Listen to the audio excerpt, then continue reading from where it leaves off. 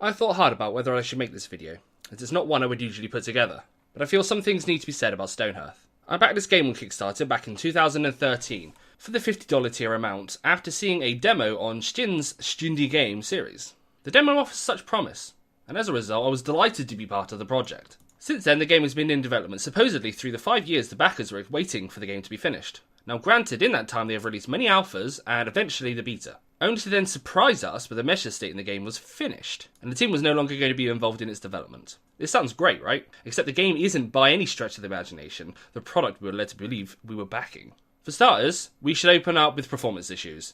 A couple of hours into the game, you will likely come across an option to restart your settlement, with a few of your townsfolk along for the ride, a way to start a new game and skip some of the leveling up. This sounded great, but at the time I was invested in my village and wanted to see it through. I had big dreams of castles, and for each of my Hearthlings, I wanted their own luxury domiciles. Not that crazy considering I had barely 20 people living in my small town, so I decided to hold off and maybe consider this next time. Little did I know that this was the bell tolling for the end of my enjoyment. Performance issue after performance issue saw me restarting the game every 10 minutes, as it would just grind to a halt. Even on the lowest graphics options available, it would still shuffle around at a few frames per minute. A problem I would later find was widespread. So why on earth did the developers think this game is complete? There are also numerous features missing from the game which were promised to backers for tier rewards. These features presumably should be simple enough to implement and should not require years of work. Take the Magma Smith for instance. This class was promised early on the backer reward, but the dev team never got around to implementing it,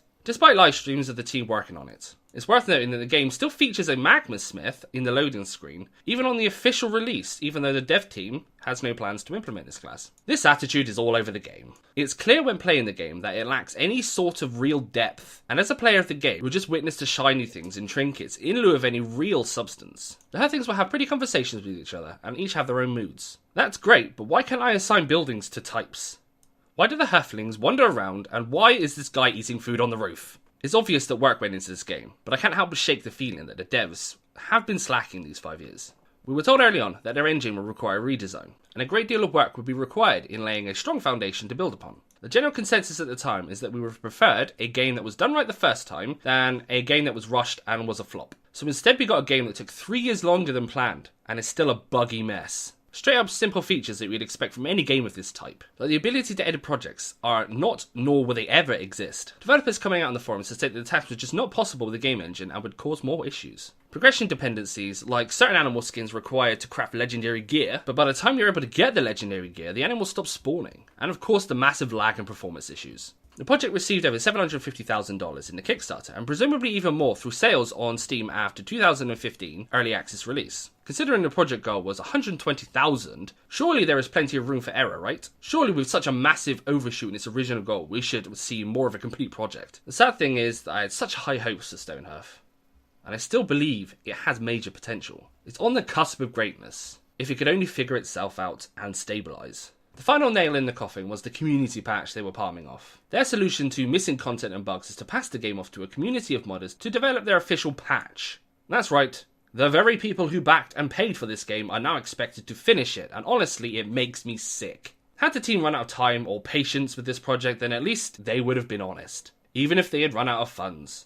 But to say the game is finished, if you want the things we promised we would deliver, you would have to do it yourself. I can't help but feel betrayed and dismissed. It's really that last part that destroyed the project for me. Stonehearth was the one Kickstarter I had high hopes for, and I just can't see myself back in another development game ever again, which sucks. I did a playthrough of this game on my channel, where I uploaded a video every Sunday, detailing my progress. During that time I had a lot of fun, especially when it came to my grand plans. I came to this point in my progress when my mood turned sour, and I no longer wanted to produce content. I guess the bottom line is that the game is fun for the first few hours, and so long as you don't know the promises the development team made for their backers. Hope you guys don't mind me rambling on like this. I mean, I don't normally do this, and if you're still enjoying Stonehearth, then great. You know, if you can look past all the issues, and maybe if you just like the small builds, then I guess it would be kind of perfect game for you. But like many people, I just saw it could have been so much more, and that's just the biggest disappointment, really, isn't it?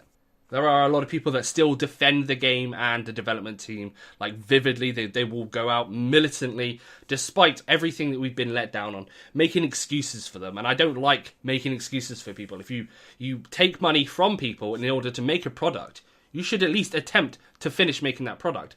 We had the message from them come through from Kickstarter saying essentially what it boiled down to is the development team no longer wishes to work on this project.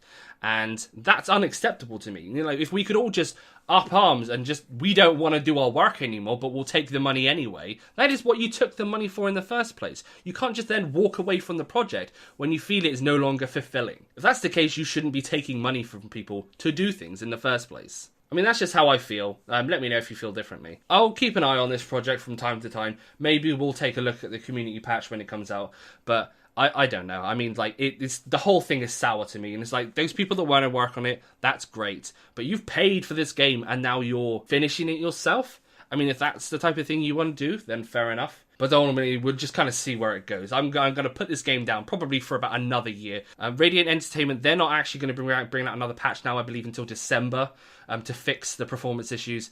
I mean, that is a long time to wait for them to fix the game, especially considered it was supposed to be ready for release. But here we are.